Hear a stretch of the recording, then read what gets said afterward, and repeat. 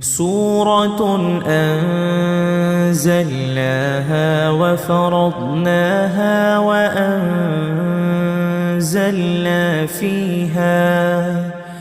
وأنزلنا فيها آيات بينات لعلكم تذكرون الزانية والزاني فاجلدوا كل واحد منهما 100 جلدة ولا تأخذكم بهما رأفة في دين الله إن كنتم تؤمنون بالله